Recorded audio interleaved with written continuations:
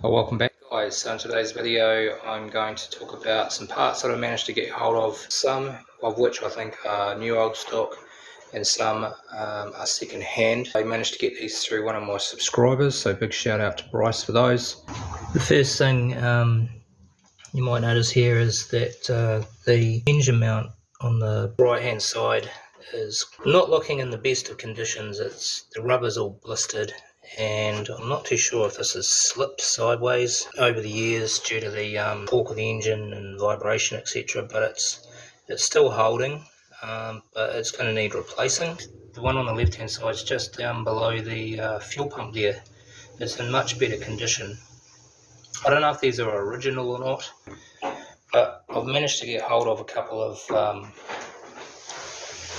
engine mounts. They look in pretty good condition, so these might be new old stock. But yeah, they're in really good nick, so at some point I will replace those. The other thing I managed to get was I think this is a new old stock speedo cable. The problem I've been having is the end of the cable, which fits into the gearbox,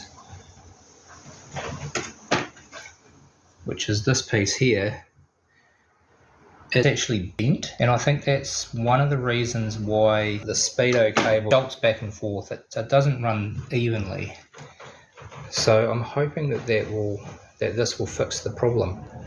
So this will just need a light clean, and we'll lubricate it and feed that into the outer cable and attach that. That's actually quite an easy job. I've had the speedo cable off before, and it's a 20-minute job, if that. So I might do that quite soon actually. The other thing I managed to get was an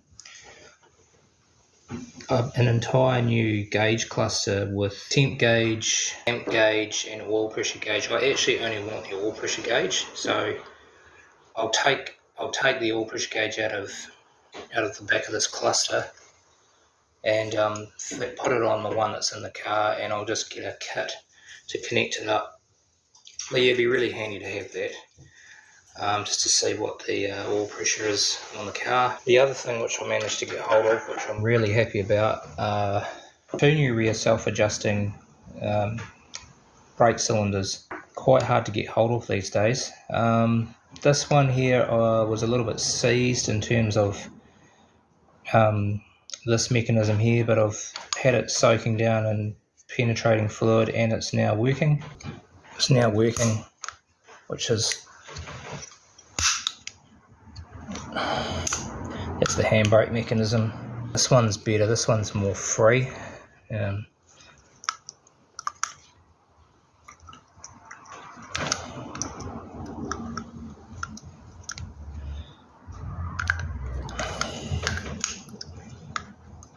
Yeah, this one's a lot freer. This one, the cell tappers must have broke, because they're only aluminium and they've been replaced with some different screws, but that's okay. Yeah, I'm really happy to have these. And the last thing that I got was this is a timing cover, a timing belt cover, but it's off a Sunbeam. I understand that the one that's on the car doesn't have this seal here, and you need a special device to center the cover that's on the car. So this makes it a lot easier. I don't know how good that seal is. I mean, it feels okay, but perhaps I could replace that if I ever need to take the cover off. But yeah, so that was thrown in as well. I may or may not use it, but hey, it's there. I noticed when I took the car out on the last time I took it out, which was in the last video after servicing the cooling system, there's a reason I've got this cardboard down on the carpet, because I'm getting a lot of oil leaks. That one in front's quite a big one. I don't know where it's coming from. It could be from the timing cover, maybe the seal's gone or the gasket's gone, or I suspect probably it's coming from the oil pan, which has been off in the past, and it's just packed full of silicone. And it's interesting that the line of oil runs directly in line with the oil pan. We've got oil dripping out from the gearbox. Yeah, there's quite a few leaks under here. It might be that the gearbox, the seals have gone on them. And what I could do is try and put in, instead of obviously having to have those replaced, is you can buy additive which re-expands the seals. We could pop a little bit of that into the gearbox and maybe into the engine as well. But I do have a gasket kit for the sump, so that's a job I'm going to have to do. It shouldn't be too difficult taking the sump off. I just think probably the oil pan's gaskets, even if it has a cool gasket, is probably just absolutely shot.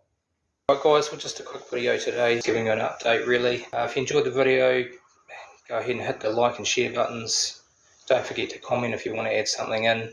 Consider subscribing, and I'll see you in the next one.